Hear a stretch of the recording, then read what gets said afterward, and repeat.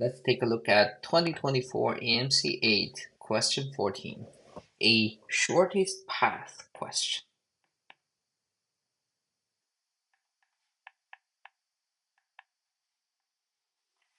The one-way routes connecting towns A, M, C, X, Y, and Z are shown in the picture below.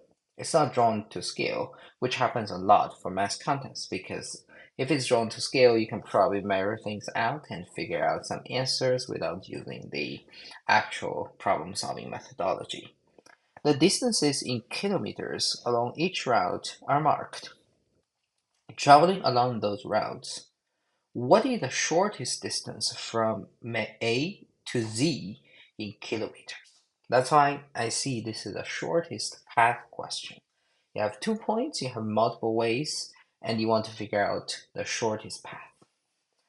This question involves some definitions that I want to explain as part of solving this question. One-way routes.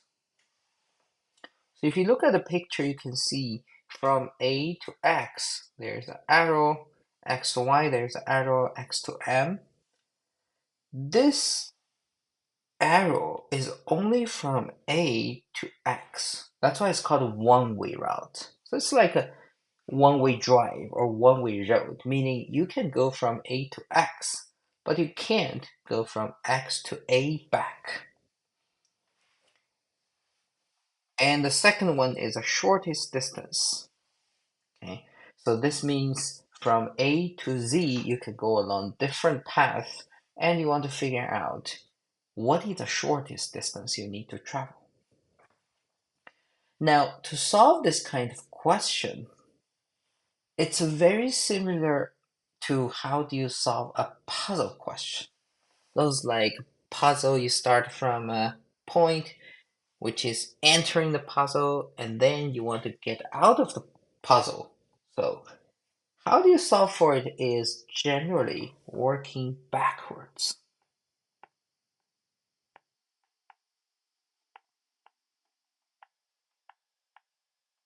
Which means you start from where you need to be in the end and go back until you figure out where the starting point. That's how I solve puzzle problems in my real life anyway. And the second part, given that you're looking for the shortest path, second part is delete or remove longer path. Meaning as you go back from Z to A, along the way, if you find some path is not going to be very optimal, it's longer than other path, then you can remove it. Give you the first example. You start from Z, and to reach Z, you can come from M. So M to Z is a choice, and the distance is 25.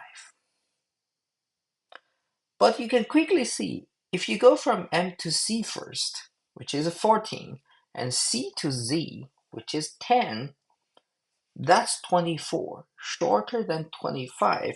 So I can just quickly remove this one because this is not going to be the best solution for sure. It's worse than MCZ. And using a similar methodology, you may find, well, I can actually just go from Z, C to Y, which is 15, versus going from Z to Y, which is 17. So similarly, I don't even need to consider this 17. So you remove the thing that's not going to be your best solution. And in the end, you'll be ending up with very limited choices for you to figure out what's the best solution. Okay, now let's continue on. What else can you remove? Well, from Z to M, now you can either do this 14 plus 10, but you probably notice that if you just go from M to Y, then to C, that's 11 versus 14. So I actually don't need this path either. Now you get the idea, so let's continue on. Z, C, Y going to X. So if you do need to go from X to Y, you can either go from X to Y, which is 10, or you go to X to M first, then to Y. That's 8.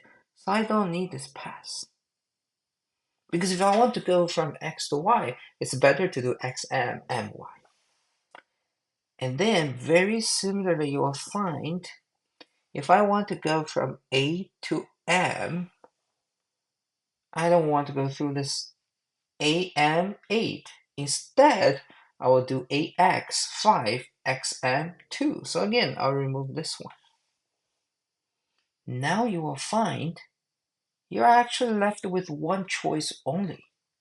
Because by just comparing alternating choices, you already removed anything that is not going to be the shortest path. So what we need to do is AXMYZCZ, and that's 5 plus 2 plus 6 plus 5 plus 10, and that is going to be 28, which is choice